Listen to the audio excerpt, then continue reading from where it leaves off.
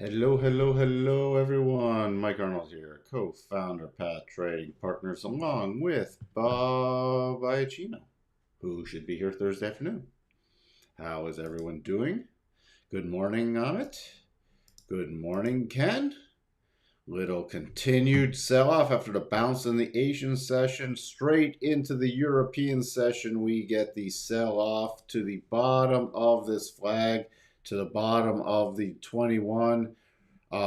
We had that again. Oh boy, I just blanked out. Who reminded me about the head and shoulders on the S&P yesterday? They get credit for it. We selling it to the ditches? No. Good morning, all. Good morning, Geo Mission. So we have this head and shoulders trigger also on the S&P, but I'm really watching for key support. You see the bottom of the channel, 44.68 is the next area. I'm watching to see if we bounce into the open here. Again, I'm not getting super bearish until the price action gets a lot lower. I will watch for the bounce and see how it reacts in the next bounce. And then based off some sell signals, we'll watch. Remember, longer term, we have a massive sell signal in place. The medium ones have flipped from bearish to bullish, and the short term we are pulling back. But again, the only aggressive thing that we have is on a move back above this 4-hour bar, which would be a close back above 44.97. I just do a close above 4,500 is a aggressive bullish entry. And you see the declining flag pattern. You see here on the daily against the rotation zone and in the vicinity of the 200 again. And right below that's the 50. So even if we pull back a little more, there's lots of key support areas I am watching for a potential bounce. Would I buy it without a reversal pattern? No. We have this little five minute or 15 minute, but that's a little weak going into 20 minutes before the open. So I will be keeping an eye on that, but I need some follow through price action into the open. By the way, jumping around here, we have an advanced clear path back up. And here's another example. We talked about retesting a level. So the area that triggered the head and shoulders, it was broken here, so that's where we take the measurement from. The area that actually triggered it on the close was here, and then you see the retest to the neckline and the rollover. I've talked about this a lot recently. with retesting, whether it be horizontal support resistance or doubles or head and shoulders. A break and a retest and then the rollover is a really key entry. So with that being said, if you are new here, please do consider subscribing, ringing that bell, and hitting the like button. Longer term viewers, please continue with the comments and liking the videos. So, all right. So that's the S&P. Again, if we roll lower, 44.6875. Now, oops, not that. Where are we? Where did it go? Hold on one second. Really quick here. Boy, that's interesting. My whole little thing just disappeared. Sorry, I had a, our normal thing just crashed, my Windows. Okay, so I'll have to do that later. We have the, we have the Fed minutes this afternoon. That's the big thing. We have oil this morning, so that's really key this afternoon is the oil and Fed. By the way, we are still in slight negative gamma territory. I'm really looking for that. I don't know what happened to my little window. Oh well. So sorry for the distraction. Normally I put up, we are slightly in gamma mode and everything else, so I'll have to review that later. Sorry for the technical issue. I don't know why my window crashed. Nasdaq back to the 50 and the bottom of the rotation zone. So this again, watching for a bounce. Do I have any concrete bouncing pattern yet? No, I do not. So, and again, the last little pausing bar for redoing the areas was here. You see this little pausing bar. It was on this 15-minute. You can see it. Then the sell off, and we do have a little potential small bottoming pattern against this 14,586 harmonic. So I'm going to see if it gets any follow through into the open right there. And we do have this clear path move, so it could bounce up quickly. And we are in slight gamma territory, although that starts shifting into positive gamma territory on a substantial rally, but it could be enough fuel to get it out of this little sell-off motion. Remember, a lot of times these sell-offs in Europe are reversed into the open here, and you can see here back with the S&P, the little sell-off in Europe right when Europe opened here was the 2 a.m. opening Central Time and the sell-off. The Dow, oh, by the way, the Nasdaq, sorry, it's been a hectic morning. Nasdaq, I'm watching for this trigger on a daily basis. Short term, it's this little move down. We have this potential double top that's confirmed at this point, but not triggered on a daily basis. Why do I want to wait for it to trigger on a daily basis? Because we could get the bounce back up against the daily rotation zone. Dow, we had the head and shoulders pattern. Again, the Dow breaking below the daily rotation zone, but this key support, 34,242, is what I'm watching. If we did break below there, 1434 would be the next key area lower. And that's what I will be keying off of. These levels are no longer valid. The little minor harmonics for the Dow, 34,189, 34,100 on the lower, and you can see that coming in here. That's just in front of the first head and shoulders target. Good morning, Lauren. Well, glad to have you. Russell, breaking back down. Remember, I talked about my next target is 2019. If we broke below 20, that's where I'm watching for a bounce in the Russell. That's my key area. Again, but that would just be for a short-term bounce. When I say I'm watching for these areas to hold, then we'll be watching for a short-term bounce, not like a multi-week bounce. So keep that in mind. Also, the DAX, we got below here, and I said last night if we broke down 14,200, we're below that. Now I'm watching to see if it continues to sell off into 13,948, and this could be a very interesting shake and bake pattern. Suck people in, hitting that harmonic, and then reversing to the other side. Crude, we have the super rare triangle within a triangle pattern. So this makes it even more wonderful for me to want to trade. It's still in consolidation, literally not doing anything with crude at the moment. It has to get out of this consolidation, and literally the cycles are turning up, but it's in consolidation, so we really need it to show some a key move above 107.50 would be to the upside, below about 98.50 to the downside. Other than that, it would just be scalp trading. Gold, still flat, nothing to do there. Commodities have gone quiet, and this happens a lot. Silver back down to here. This is if you're looking to potentially start accumulating a silver position, this could be an area to start, again, to trade around the core position, and then the next level down would be 23.78. And why do I like to trade this for newer people around the core position? Because you see all the back and forth price action, so you can still harvest price while it sits in consolidation and build a longer term position. Notes getting just slaughtered here. The notes are getting slaughtered. This is not key right down to our 119.30 level, but these are massive moves in the notes, and you see just over the last few weeks. I mean, the Fed they might actually have to do an emergency 50 basis point hike in April based off this kind of price action. You would not stand in the front of this. We don't have a potential double, so nothing that I'm watching for here other than if we do rally, a return to the breakdown zone.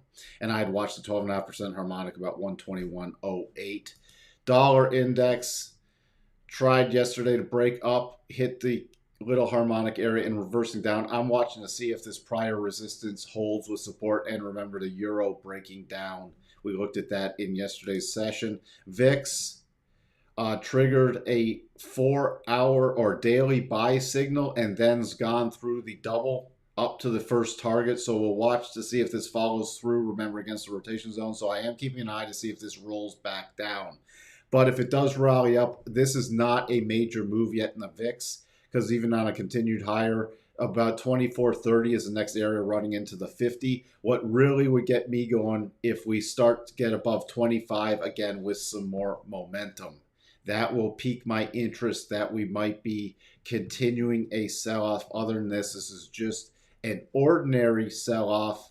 I mean, people are using they're going to be more aggressive with the Fed balance sheet, which shouldn't be a shock. And again, the Fed's really rumbling. That's why I think there might be an emergency out of between meeting rate hike. The market is still a little complicit even with this sell-off that the Fed is going, that we really need to get on the ball here to fight the inflation.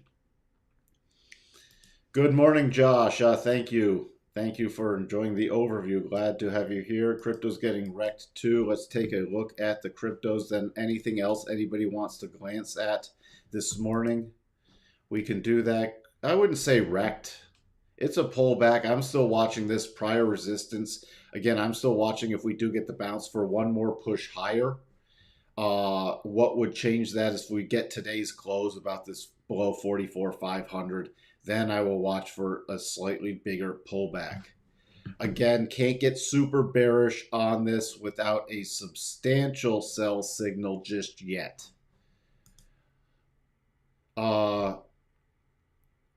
Ethereum, also we have the triggered bottoming patterns. The key area I'm watching for is about 3,200 on that.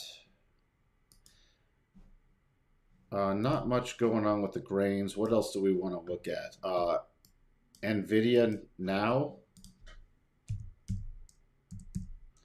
Again, Nvidia was one I'm not. And Nvidia has this head and shoulders pattern, which triggered yesterday.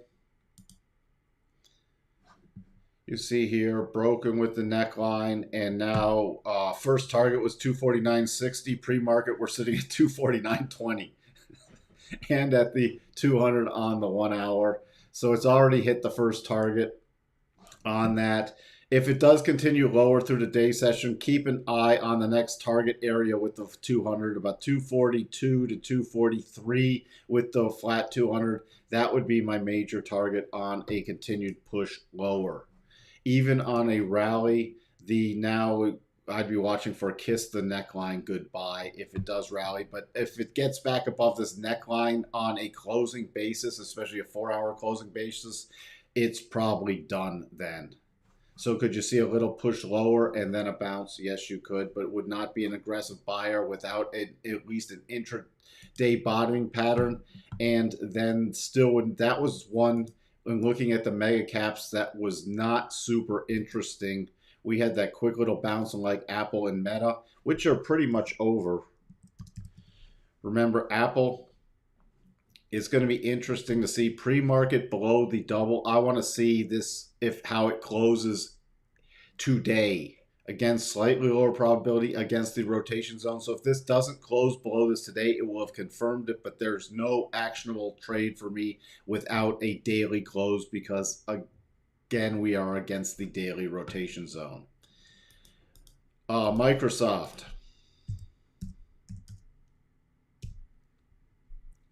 Microsoft also potential double top here.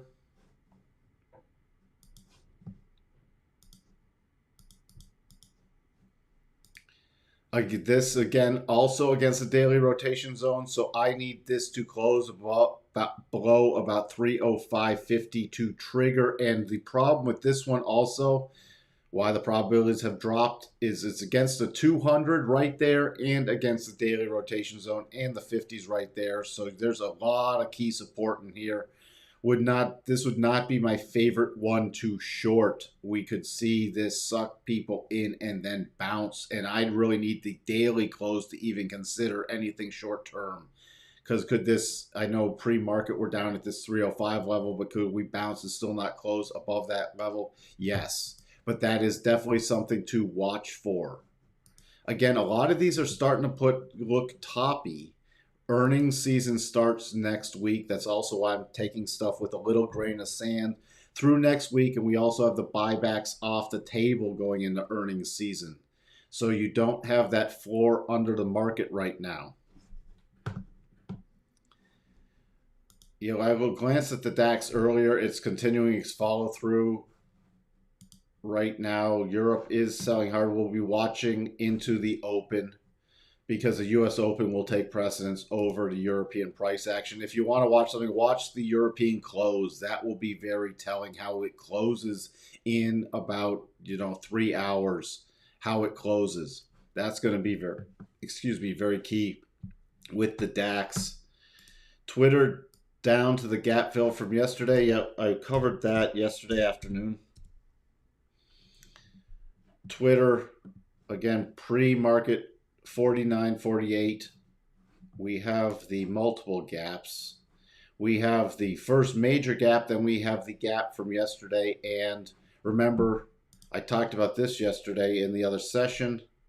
We had just to highlight for newer people, remember I'll remove this for a second. We watched that close below the 62.5 and you got it here. So I was targeting the gap fill and we got the gap fill on the pre-market right now. So next thing I'm watching on continued follow through. My next key harmonic level I'm watching is 48.82. Then I'm keeping an eye on the 1 hour rotation zone because the 4 hour is still away. But this 50% level on a continued pullback is going to be key. Longer term, I'm still watching for the bigger gap fill, but I'm being very patient with that. Is a line in the sand for a big drop in Tesla 1050. Let's peek at Tesla. Tesla, again, right here, you start getting below this 1050 area. Yes, that's the gap fill. And I wouldn't say a big drop, but it would be a gap fill play then and watching for key support. Remember, I talked yesterday to move up stops. You're still not below the daily rotation zone. So if you're trying to do then this is where I still like to take off in the strength, raise a stop, and this would have even been take more off. So take off in the strength. Let's say you took off 50% of your position on this run up. Then yesterday with the reversal, taking off 25% more and hanging on to 25% for in case it does close below the daily rotation zone or the gap fill. That would be my final play. Could it still come down here, find a base, and then rotate up to form a stronger topping pattern? Yes, it could. But would I be unwinding into this? Again, for educational purposes only, when you have this amount of run, you want to take off in the strength and then trail a little bit out. That way you've pocketed some money, and then you can always put something back on a reversal pattern. But on a reversal pattern, would I be targeting 1300? No, I would not. I'd be targeting the most recent highs as an area to move up a stop, and I don't have a strong reversal pattern yet. So that's where we sit with everything. Let's just glance back at the S&P. So still going to be watching this level to see if we get any momentum. Key area, if we do get some momentum in the open, is about 44.87 using the prior harmonic as resistance. And if we bump this down to the next little stopping area here, you can see running up there. So about 44.87, 44.88, we'll be watching that into the open. That's where we stand right now. Thank you everyone for being here. If you don't have a trade, sit on your hands. If you have something to do, execute it. If you have stops triggering, then follow your stops. Don't stand in front of the market. Even though I'm looking for some kind of bottoming play sometime today, doesn't mean it has to happen. Doesn't mean I just go in and blindly buy. There's lots of support around here, but could it break? Yes, it could. So I need to watch for a confirmation pattern, and that could be in the form of momentum bars kicking in, or a double bottom, or some other reversal pattern. Just don't be silly and blindly buy something just because it's at an area. You are welcome, Eric. Welcome, Wavy. You are welcome, Sterling. Yeah, FOMC minutes at 2 p.m. Eastern, 1 p.m. Central. So keep in mind. Thank you, Jacob. That I don't know if there's anything going to be shocking in the FOMC minutes. I really doubt it. So that's where I'm going to take those with a grain of salt. It could be market moving, but we've already had these pretty key moves.